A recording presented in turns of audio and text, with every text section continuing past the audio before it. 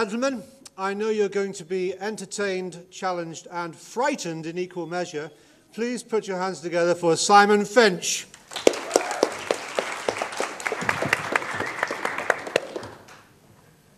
Thank you. Big stage. Hello? Hello? Hello? All righty, let's go for rowdy. That would be canny, I think. What are we going to do first? Firstly, I should say is thank you to Philip Belcher, our multimedia developer, and Alex Moss, our student at Northern Grid, where I work, because they're the two guys that have put together the mess that was my ideas for the last 3 months.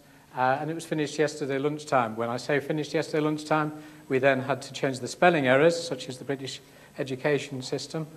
And a couple of sandwiches later, we had it. So no one will be more surprised than I about what comes up next at each time I change the slides. So first of all then, the title is of this talk isn't, as I sent to Steve when he asked for an outline, because I use lots of posh words, because I thought that's what the university would like. But really what I meant was that something better change, and that is going to be the theme of what we're talking about.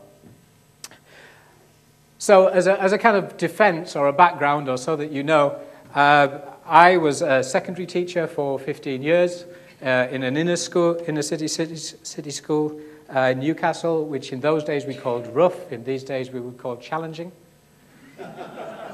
And it had, for those few of you in here who will remember, it had what was known as a special priority allowance, which was £250 that teachers were paid in addition to their salary.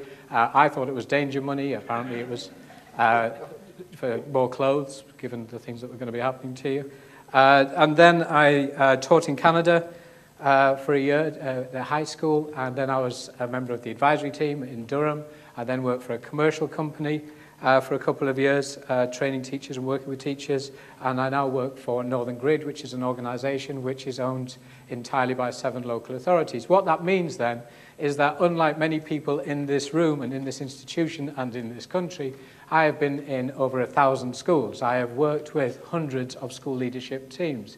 I have delivered workshops and spoken at conferences, and I'm as likely to do that as I am to be teaching children in primary schools or secondary schools or PRUs or even right up to sixth form 2. So that is not my credentials, but tells you how I came to the place where I am now and why I'm about to tell you the things that I think are right and wrong about our education system. Is that all right?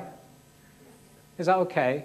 So you can make your own decision about how I am about that. Way back, I am old. Those are the lyrics of a song which I first heard when I was about 17 or 18 and have stayed with me almost every day. My irritation is with myself in that I wasn't able to make the changes that I thought I was going to be able to make when I became a teacher, and that has continued throughout. So let's move on then. It's pretty dark up here. Now you can't see without my glasses, but we'll crack on. Yes, so the hashtag, the screen is new this year. Who uses Twitter? Wave hand. Excellent, that's fantastic. Then you will know then that one of the perils of Twitter for people who are speakers, who are so grand that they stand in front of people and pontificate and say stuff, is that on the positive side about Twitter is that you are able to record the highlights, the 140 characters of what that person is saying, and already I've said much more than 140 characters. And we can then share that with those poor unfortunates who couldn't come, who chose not to come, who didn't know, not just in our country, but beyond across the world. So it means that our conference can extend right across the world, which is great. But it can also be used for you lot to start chatting about the numpty down the front. Looks a bit like a Chuckle Brother. No, it's more like Richard Hammond. More like the idiot child of Johnny Cash and Eartha Kitt. I had boyish good looks until quite recently, but now I've taken on that kind of Channel 4 look of that incredible aging child, age 12, which is a little unfortunate. So, back to the tweets. What I've done is that all of the text that you see in this presentation is less than 140 characters. Thereby, I am controlling what it is that you tweet. Thank you. So.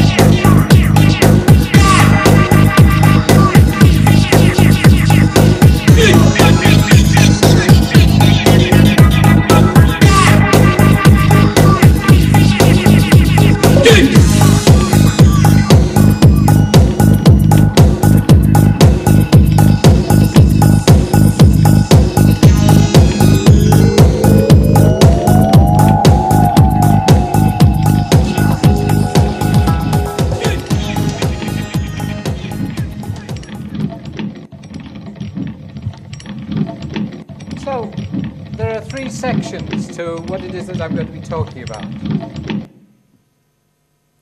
The first is teaching without technology. I started teaching in '84. The next section that we will look at will be about teaching with technology and very much reflects the technology that is being used effectively within our region, actually, from where I teach. All of the footage that you see is from our region. And then the third part is the challenges that face the individual teachers, the challenges that face us, and also the widening teaching education profession. So I'll start by saying, actually, I didn't think that I knew what I wanted to do. I was rubbish at school, actually. I didn't see any connection. How many people are trainee teachers here? All right, so perhaps one of the interviews you will be asked, one of the interview questions you'll be asked is, who was a teacher that inspired you? And you're supposed to talk about that. None of them inspired me whatsoever. I liked a couple of them, but I really didn't understand it. And that extended through to higher education too. But I can say that eventually, when I ended up at what was Teesside Poly and is now the awesome place that is the University of Teesside, I met tutors that truly did inspire me, and that is how I ended up being a teacher. But I was going to be a potter. The one thing that I was any good at, this isn't entirely true, I was good at English, but English doesn't count because it's not a proper subject. But what I could do was, me and another lad, Lee Scott, was we knew how to make the wheel, and it is partly because you could make wheelies. We're streaming this, right? Okay, so we have a visual aid for that. And the interesting bit about that is that in those days, you were supposed to choose something for life, and we hear constantly now that the young people in our lives that we're supposed to be preparing need to understand that they will have many career changes through their lives. So, there we go. That would be me just when I started. That is preparation. Who is a teacher in here? Is there anybody who is a teacher? This here is the green book. That is what you did all of your planning in. This is pre-national curriculum. And because I did my teaching practice in this challenging school. It's a fantastic school, and it's doing very well now. If I say that, when I went there on teaching practice, there was an extreme case of violence towards a member of staff, and I was required to do cover while they went to sort out the other things. Then that gives you some sense of what kind of school it was. The kids were all, some of them were glue sniffers, solvent abusers, car thieves, and there is something which is very upsetting, really, for people of my age, which is that we started in Thatcher's Britain with kids that were coming from first, second, and even third generation unemployment. And we're right back where we started, and that's partly where all of my angst and anger is coming from, I think. So what I did was I went down to Dixon's and I bought a tape recorder, because I'd like to talk a little bit about literacy and literacies and digital literacy and what I think about digital literacy. And I bought a tape recorder because that then allowed me then to get the kids to be able to reproduce what they understand. Many of them couldn't write very well by any standard. And that they were able to then have a voice through the tape recorder. And I would also take my 35mm camera in. The downside of that technology was we were always waiting 2 weeks for the pictures to come back again for us to be able to use those. And I had a Brother typewriter that I bought for £5, and I made worksheets. That was the only way I was going to make differentiated worksheets, was for me to write these things, picking and poking. What transformed my teaching was when we moved into Apple Macs and I managed to get access to an Apple Mac. And the best thing that happened in terms of technology, as far as I can see, particularly in terms of literacy, was desktop publishing, because it allowed the kids to do neat work and they were able to move beyond the ugliness of their handwriting. There were spell checkers in there, there were thesauruses in there, and what great fun we had with that too. So that then was sort of how I started my teaching. So what resources did we use? Are we going to say then that you need to be able to? See, the thing that's concerning me a little bit is that we seem to be constantly looking for the piece of technology which is going to make teaching and learning effective. And it might be the iPad 1, it might be the iPad 2, it might be the iTouch, it might be that we're going to be getting some Nintendo games things going on, and it might be about Braille. And we have this endless thing of, if only we could get to that bit of technology, then that would mean that we'd be able to do our working effectively, and we will be good at our jobs. But that then implies then that any of us who were teachers before that must have been rubbish. And I was rubbish a lot of the time. But sometimes I was quite good. So what we need to do now is I need to have a class so that I can demonstrate. At totally random, I'm going to pick those 3 people there. Class of Pelk 12, could you please go a little round of applause for that? We've got Pat, Martin, Lynn. They're going to take their seats. We've positioned the chairs so you can still see the screen, so that when you're looking embarrassed and don't know any answers, it'll be all nice and big and you'll be able to see that. So what we could say is one of the things that I used, reaching down here, I would go into the Toon down Newcastle, and I would go into the travel agents and take something around 90 to 120 brochures off the shelves. And that would then mean that we could turn to our class. I've already spotted the SWAT, so I've given them to him. I don't want any references to the good, the bad, and the ugly. You didn't know I meant you. I was a great teacher. God wasted a good bum when he put teeth in that. You don't know which one I was talking to. It's my presentation, you just have to be quiet, no heckling. Money presenter. So why would we be using the holiday brochures? Well, let's just ask a question. What do you look for in a holiday, little missy? Value. Value. That's a great answer. Try again. Sunshine. Sunshine. See. Somewhere quiet. Somewhere quiet. Let's see if the 3 of them can work collaboratively to find a holiday in there which is sort of a bit quiet, has a bit of sunshine. Is value. And what I'm going to do is I'm going to say, well, you've all got sort of £500 each. So that we set off our kids in the class reading for information. They need to be critical readers. They soon learn that, in fact, every picture has got blue sky and blue swimming pools, and there's nobody in any of the pictures because all the resorts are empty, apart from a couple of beautiful people. What is it that I can do with this? Well, what I used to do was that it allowed the kids to choose, and they liked that. They were interested. It was about being relevant. They wanted to go abroad. There were lots of pictures of women in bikinis and men in Speedos, so there was something for everyone.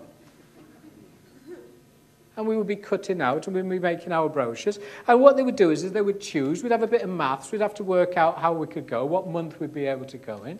And then they could write postcards. Remember postcards? Which is sort of big tweets. And then they could also write reviews of their holidays. And then we could have our fiction writing where something bad would happen. Somebody would drown. Somebody would lose their handbag. Or there might be a robbery. There might be all of those kinds of things. Have you chosen your holiday? Have I got a spokesman, Pat? We've got it there. How much does it cost?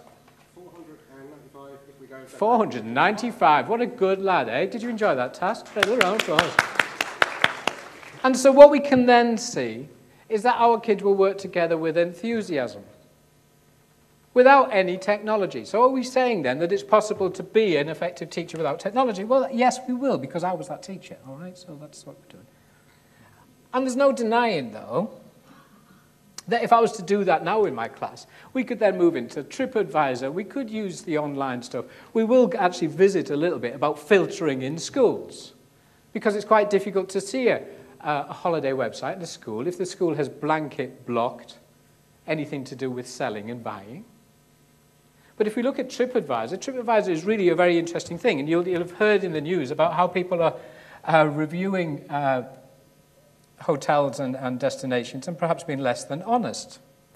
And I did a little bit of digging, and there's some very interesting reviews of places that we see on TripAdvisor.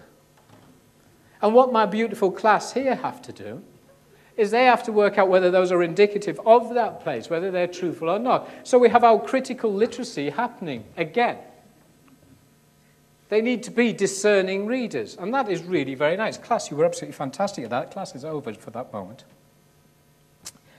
And if we were doing it now, then we would be able to send tweets from our holiday. We would be able to make Facebook pages for the companies, Facebook pages for the tour rep, Facebook pages for the family. We can pretend to be each of those different people. We can develop empathy skills. We can do non-chronological writing. It's all hoody-doody. And we can even write different newspaper versions of what's happening, so we can compare the tabloids to the broadsheets and so on. Is that all right, then? Oh, paper forward. We've got another task for them. Those of you who've seen me speak before will have seen me do this. This is something else that I used to do a lot, and I've kind of resurrected it because there's a whole generation of people who haven't seen it. So my beautiful children here, my lovely, lovely class, who are growing on me, need your pieces of paper. Pat, could you give the paper out, please? I've already spotted who can be trusted with resources. You don't need your holiday brochures now. That lesson's over. So I do this as actually, do you know what? I know that I've got an hour's worth of stuff and I've overrun, so we're going to have to make a decision about this already, but I'm having a nice time. So, it's a listening exercise, and what I can usually do with the class is work out you won't be able to do it, you will do it really quickly, and you'll be struggling just a little bit. That's sort of the way that it would go in a class. Are you going to listen? Are we off? Hold your pages, portrait, fold them in half. Once you fold them in half, line over the corners. When you've lined up the corners, fold it in half again. You should have a piece of paper that looks like this. Fold it in half again. Once you've folded it in half like that, make sure all those creases are nice and straight. It's easy for you because you've got desks. Oh, wait. And then what you do is that you fold it out so you can see you've made like a little tent. When you've made a little tent, you're going to tear carefully halfway down. And then we open it out. What we've done is that we've made a kind of little mask. And so we've got the smiley little face thing going on here. We fold it top to bottom, and we push it together. See, we've got this little mouth thing that's going on. And then once we've done that, what you've actually done, just pull it together, it's not easy for me standing up, is that you've made a 6-page booklet that has no staples. My booklet's like this. Children, hold up your book when you've done it well.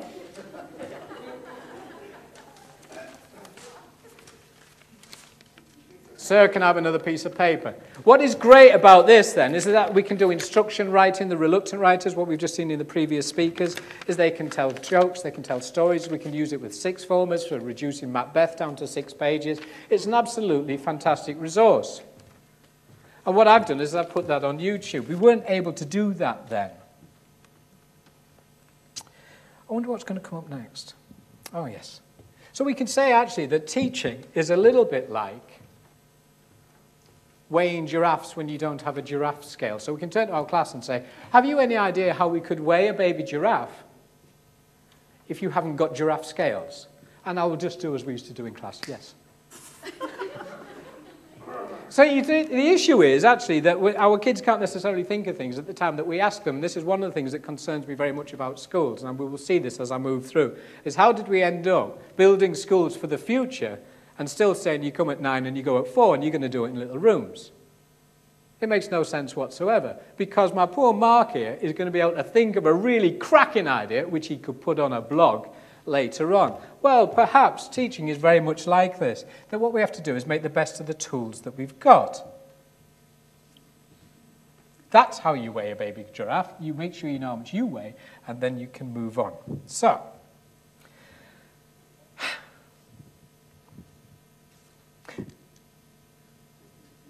now then, let's see where this is going.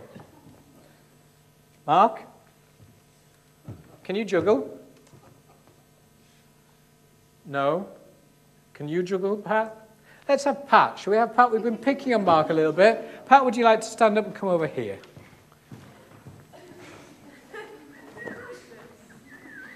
I don't know why you think taking the coat off was going to help you.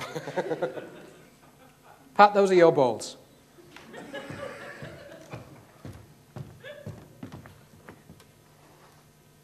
These are my balls. Why are you bigger than mine?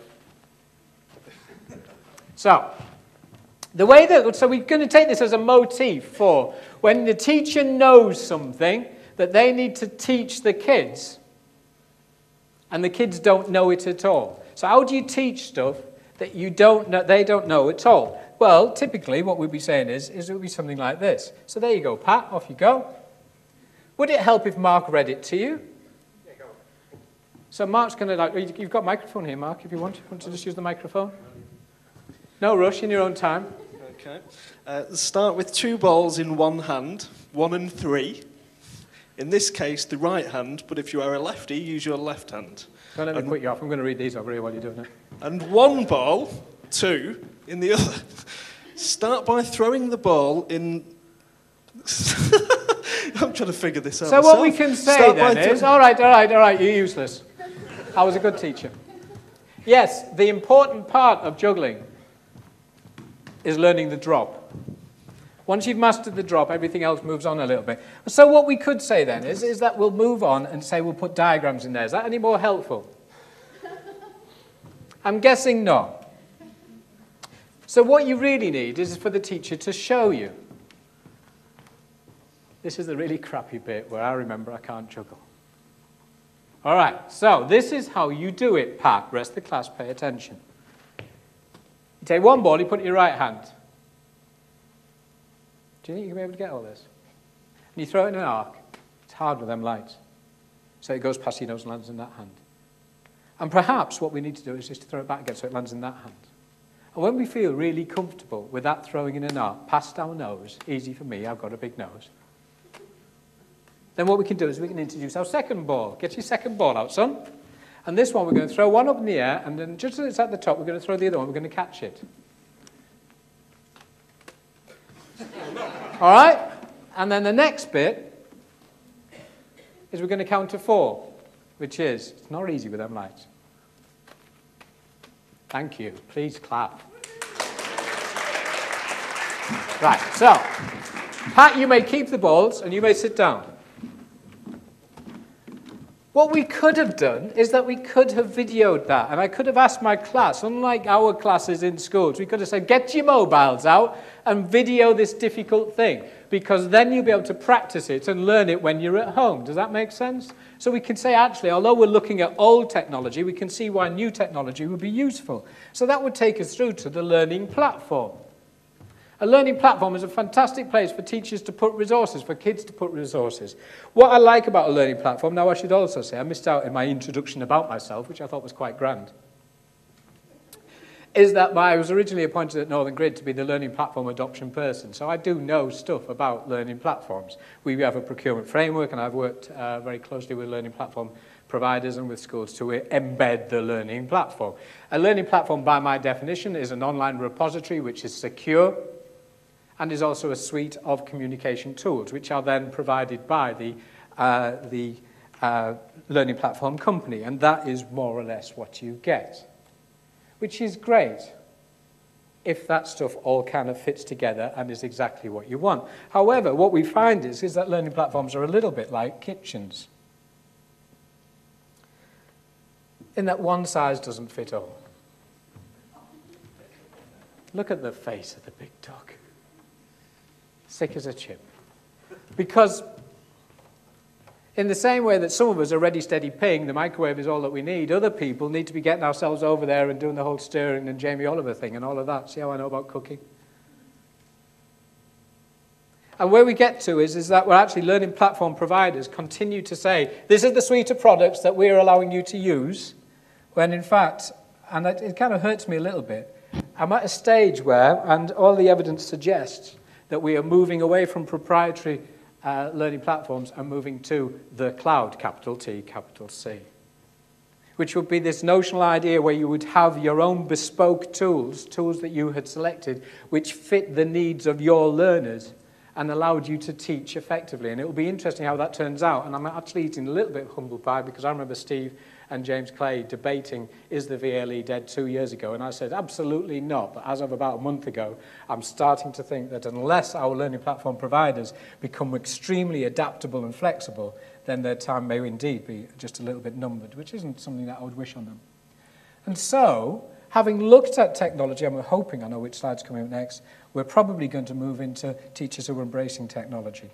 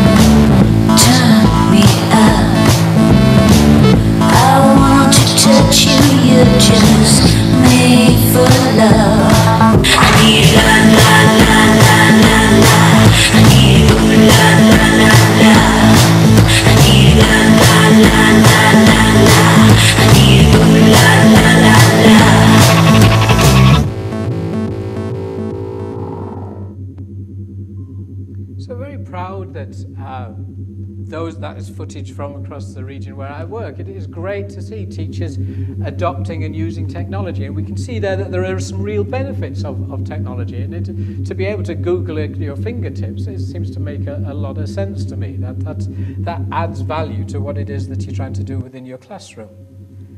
The challenge we have, though, is that this is Google Glass, which is the idea that you would have Google everywhere, and within that we would have VR, and we would also know which networks that people are on, so that you'd be able to look at people, and then you'd be able to say, oh, he's on Facebook, or he's on Twitter, there's his name. And that would take us to a really interesting place of how do you manage your classroom, and how do you block social media in your school, and how do you filter social media? How do you make sure that all of our kids do exactly what we say at the time we want them to do it, and don't go cheating by having this kind of VR new dimension to our world? And we will talk about these teachers a little later. Because within that, and he is here, where are you, Mr. Bunce? There he is, look, people, wave your hand again so you can all see him. That is Steve Bunce, Freudian, all I can say. Dr. Steve Bunce, he's doing a workshop here, when is it? Tomorrow? You thinking about preparing it tonight? What is interesting about Steve Bunce, and I never thought that was a sentence I was going to say, is that he is the great adopter of technology. I've seen him do many, many workshops. I've delivered courses with him, and it is all about games, and it's all about virtual pets, and it's all about really, really exciting technology. But his kind of key thing that he's going on and on and on and on and on about it is knitting.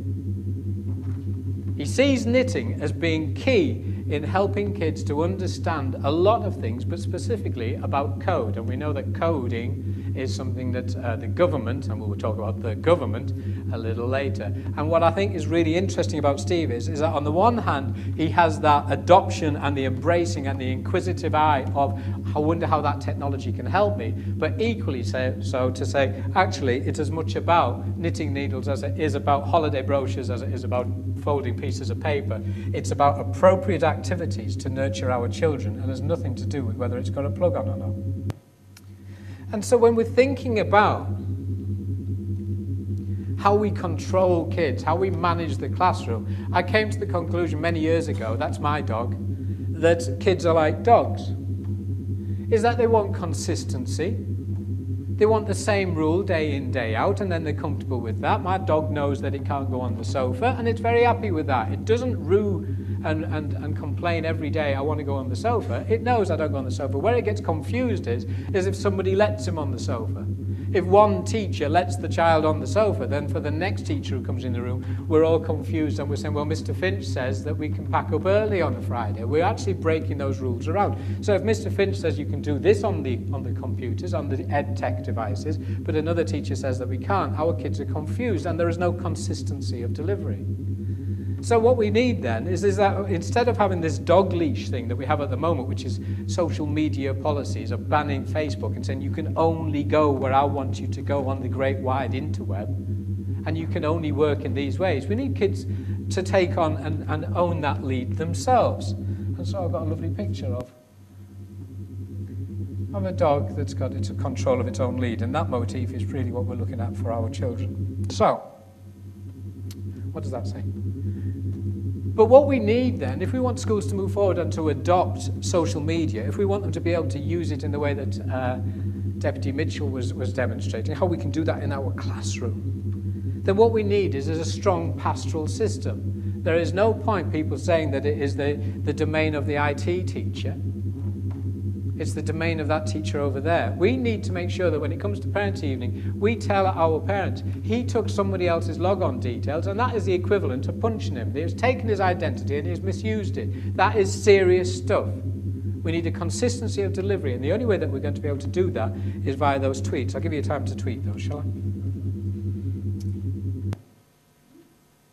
And it's not just the kids then that don't know how to behave online. Documentally, who some of you will know, Christian Payne, is most definitely a leading light in terms of social media, and he posted this a few months ago. It's an absolutely fantastic use of Instagram, and somebody has posted there and they've said, boom, boom, I've just bought myself a house, great excitement, picture of my new house keys. Somebody else replies with, oh, I wish I could buy my own house, and documentally says, boom, I've just copied your house keys. Now, if adults don't know how to behave online, then what chance the children? And that is a core message for us, is that we need to model appropriate behaviour, but we've got as much to do with teaching the adults, ourselves, how to behave, as it is about working with our children. And so, we turn to the challenges to teachers and the challenges to the teaching profession. Monday morning feels so bad. Everybody seems to nag me. Coming Tuesday, I feel better. Even my old man looks good. Wednesday just don't go. Thursday goes too slow. I've got Friday on my mind.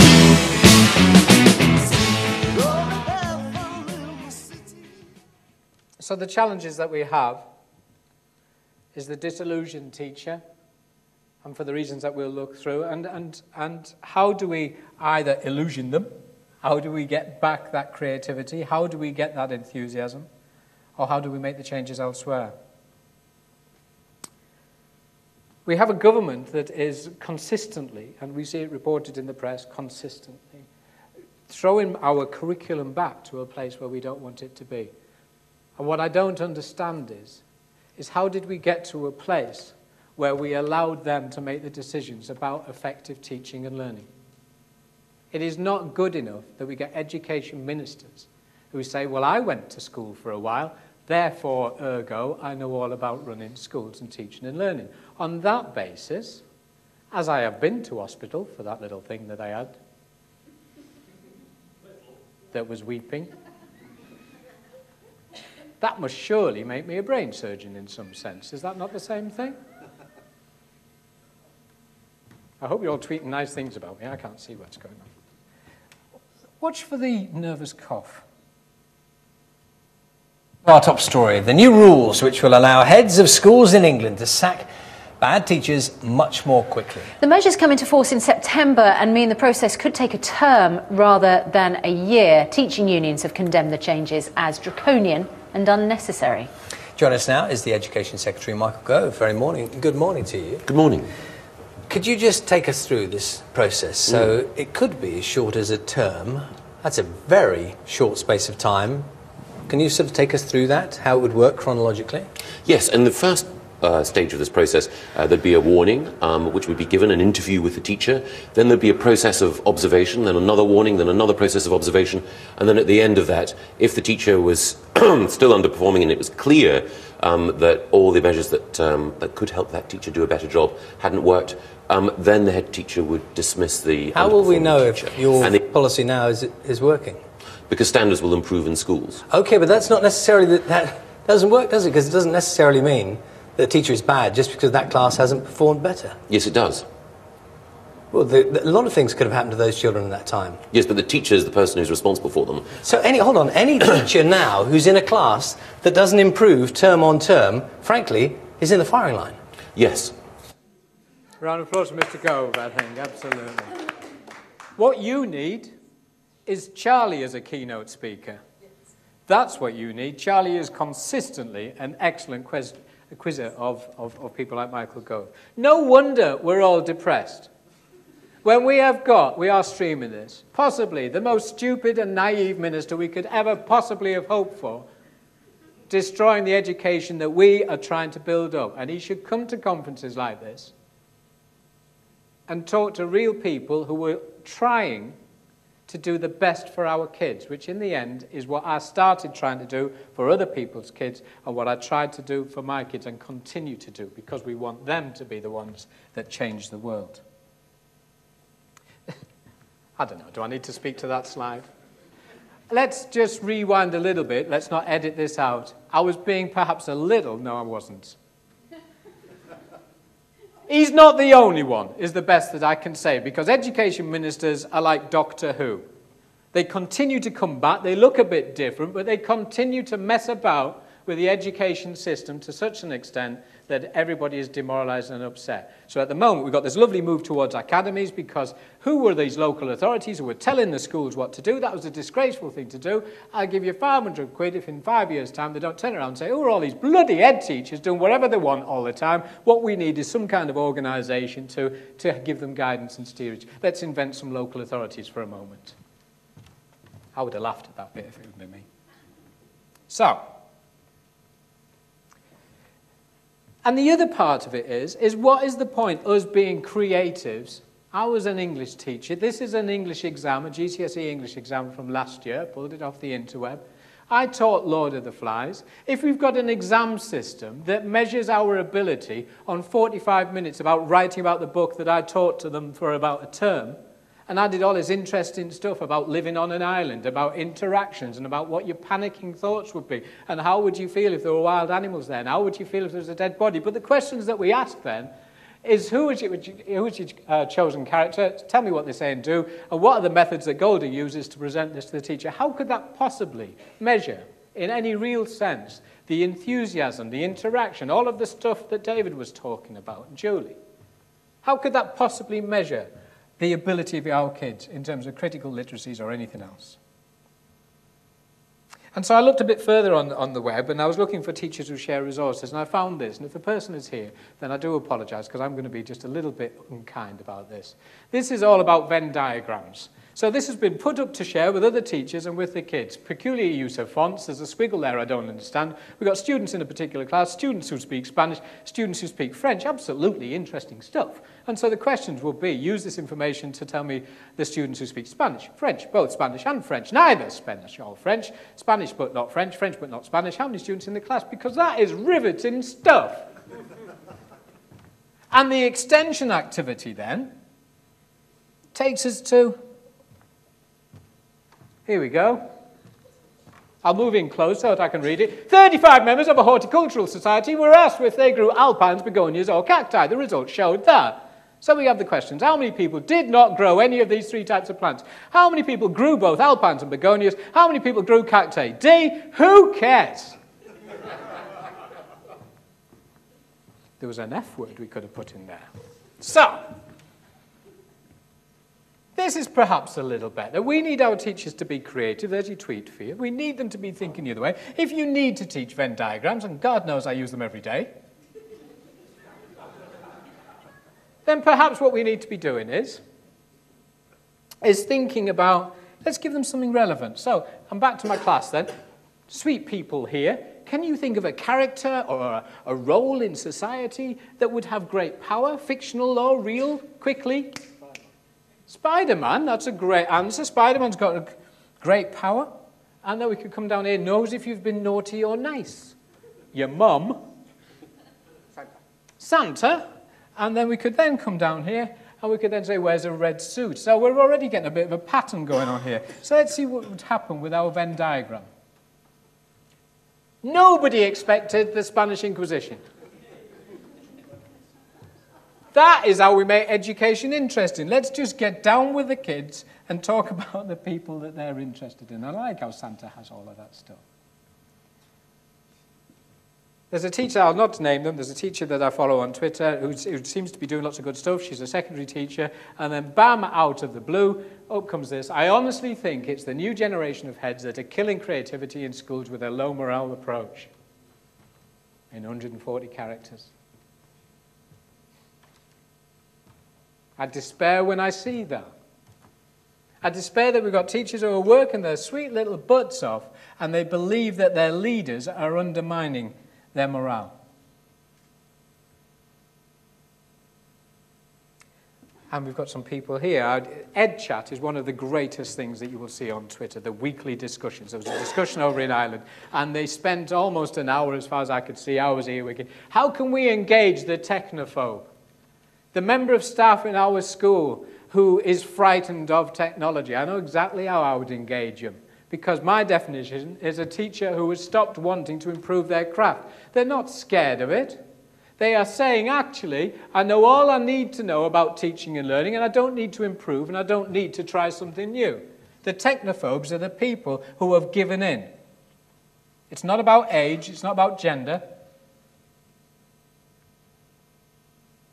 What we have is that regardless of whatever technology that we bring in, we find that people will, and it can be ourselves, it is me often, are blinkered, and we struggle to see how we can use that in an innovative way. We teach the same way as we've always done with new technology.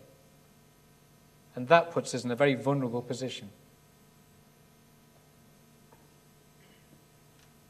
And then the next bit, which is a bit of a concern to me, is how do we nurture these teachers? How do we move them forward? Well, I would suggest that our digital divide extends to our teachers, which is that we have a language which alienates them.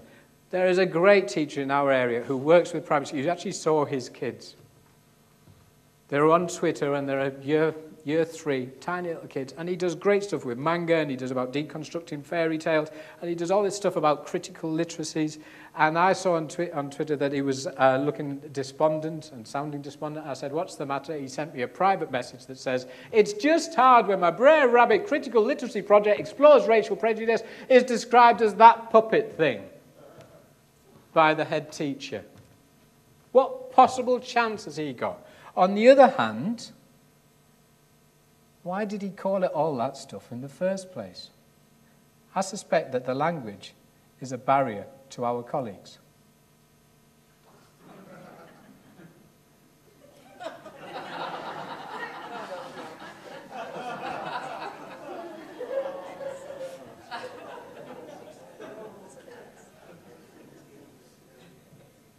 And one of the things is that because we will give them new technology, we will give ourselves new technology. It's not always us and them. It can be me too. It can be us too.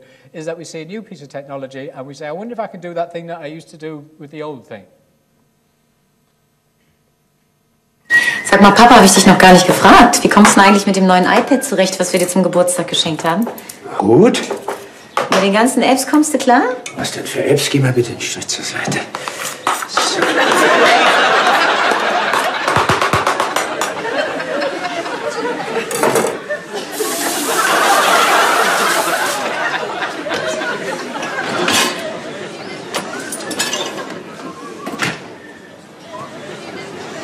Was ist?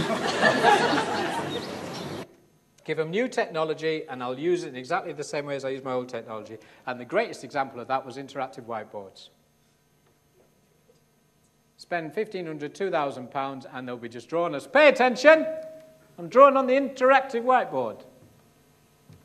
Exactly the same teaching. One of my colleagues said, interactive whiteboard, the interactive bit is interact with the curriculum, not interact with the board. That's why it's called it. I thought that was quite a useful little motif there.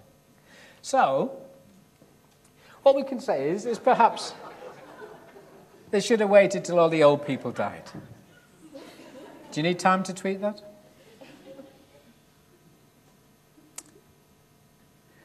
And it's not about ed tech. It's not about e-learning.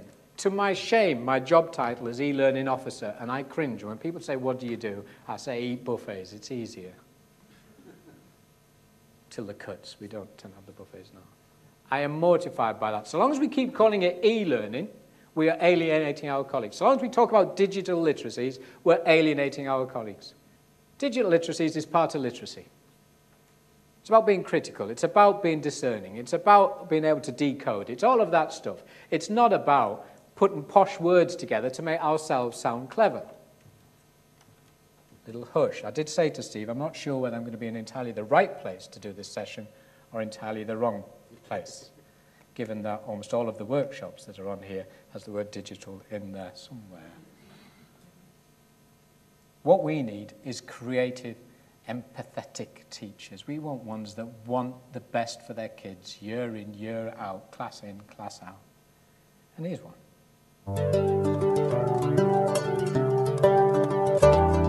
I'm Aaron Sams, and I teach science here at Woodland Park High School.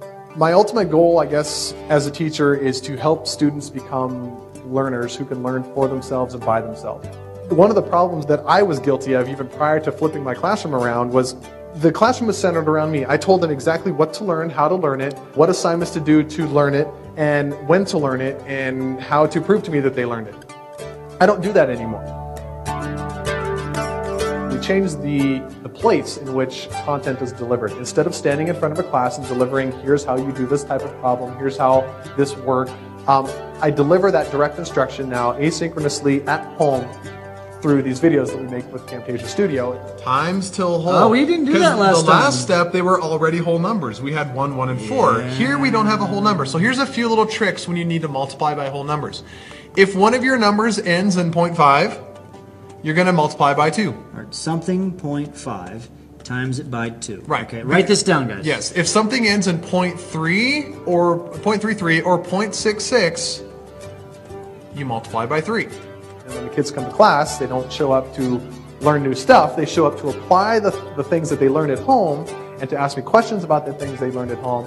So now they can have my lesson, if you will, what I would normally have stood up and lectured to them in class with some added features. They get that at home. And then what they were expected to do for homework is now what they do in my class. Life is different for me because I no longer am the guy who stands up in the front of the classroom and just yaks at a student for an hour or however long the class is. Now I walk around the class and I help kids. I'm a tutor, I'm a guide, I'm the putter outer of fires, whatever it happens to be in my crazy chemistry class. I walk around and do that. I don't stand up front and teach under the kind of the traditional model. I'm Aaron Sams. I'm a teacher. I'm a dad. I'm a husband. And I love Camtasia Studio.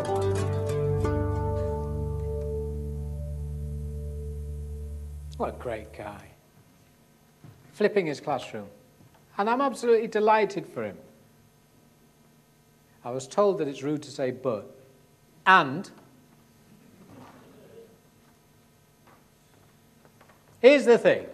He is a fantastic teacher. He is passionate. He cares. He is creative. It's all going fizz-bang wallop. I saw some kids sitting on the worktops.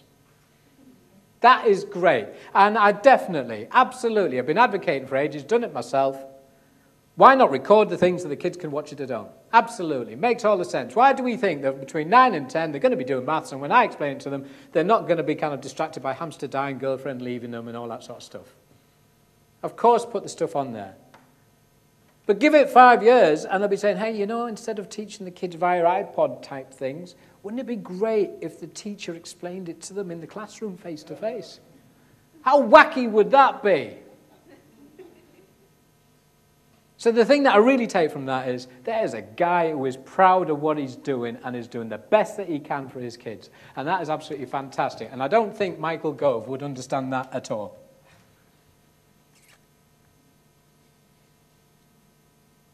But we don't help if we're going to continue to be talking about digital literacy and e-learning. I see the rolls of eyes myself when I'm going into schools, when I'm working with colleagues, when I'm delivering workshops. If we come out with this posh stuff, then inevitably we get all kinds of negative responses. People either feel insecure or they feel angry and they feel hurt and all of those kinds of things. One of the best things, the best thing, and if you've not been involved in it, it looks like most of you have, has got to be the online learning community. When I started teaching in '84, I was an English drama and dance teacher. And I was Billy No Mates. There were 9 other English teachers on the corridor. The only time I saw them teach was if I ran next door to get some chalk. The only time I met other English teachers was perhaps on one year I was allowed to go on a course. You can't go on a course this year, Simon, you went on a course last year. That was the only time I met any. But the drama teachers, because we were the downtrodden, it was disgraceful what I had to do when I started, because kids would be in the corner, they'd have glue and Tipp-Ex on the sleeves of the blazers, and they would be kind of in another zone. They'd be lighting up. They would be having sex, kinds of things. There was a lot of hands down each other's trousers things, boys and girls mostly. There was all kinds of stuff going on. But once a month, I went to the Tyne Theatre, and there upstairs in a dark room, they had orange juice, they had wine, and they had peanuts, and they had crackers, and they had cheese, and they had French bread. And the drama teachers of Newcastle, LA, got together and shared ideas. You lot can do it every Friday night from your own house. It is absolutely fantastic that we have this collection. And it's not just within your own local authority, it's within our country. You saw me e-wigging in over on Ireland, and we have people coming in from the States and from Australia and from New Zealand and foreign-speaking countries as well. It is absolutely amazing. And then we see teachers reflecting through their blogs. If a teacher's not blogging, what's wrong with them? What have they got to hide? Those are the great sides of the technology, and what we can do now that we couldn't do before is communicate. So, what we need to do is have classes full of surprise and drama.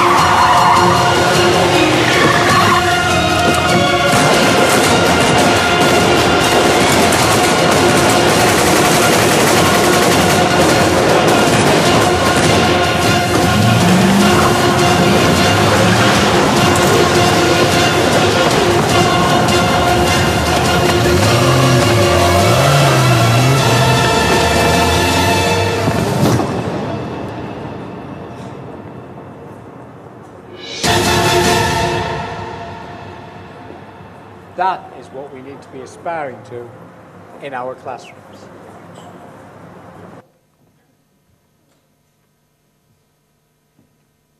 I found this, I thought this was a really useful bit of a story. Raise the status of teachers in our schools.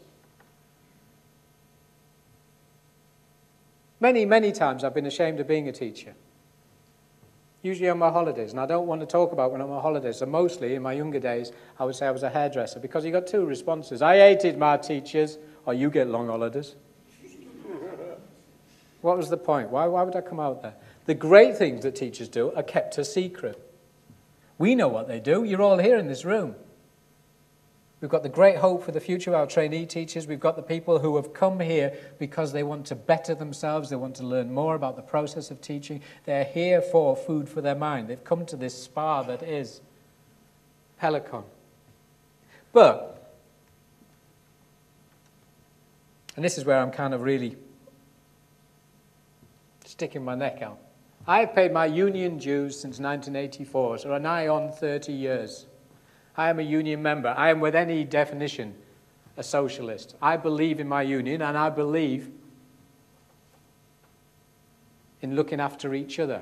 I understand all of that. What I also understand is that if we go marching because our pensions are going to be a bit less, and if we go marching because our terms are going to be a bit longer, then we will have no public sympathy whatsoever.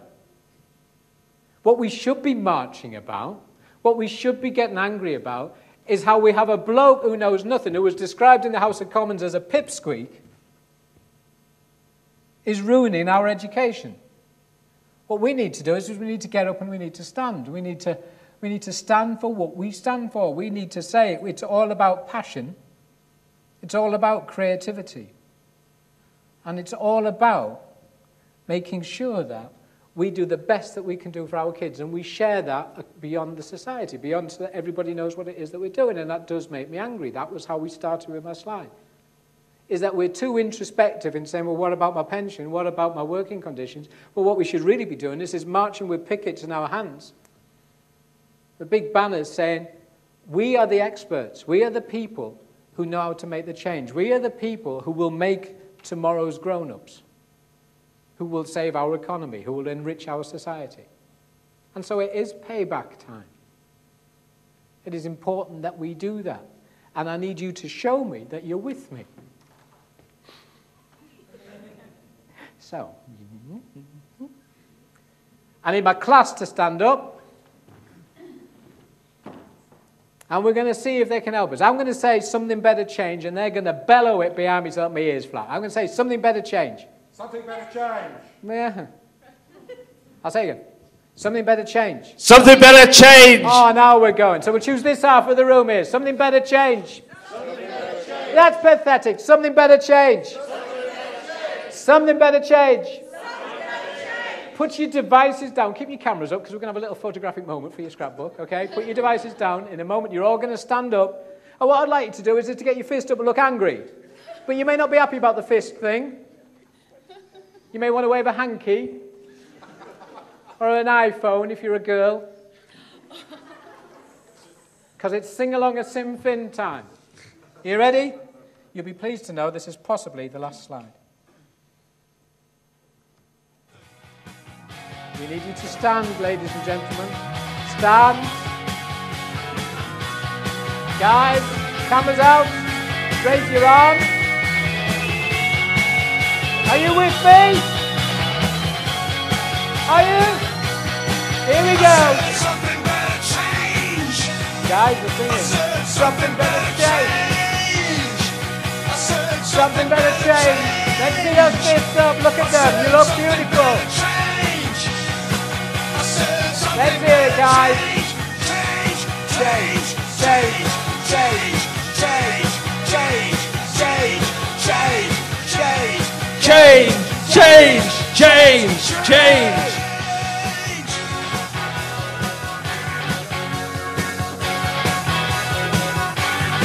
He goes fists up.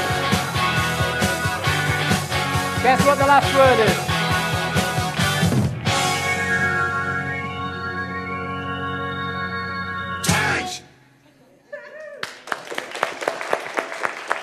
Thank you. Thank you very much. Thank you to my class. Thank you.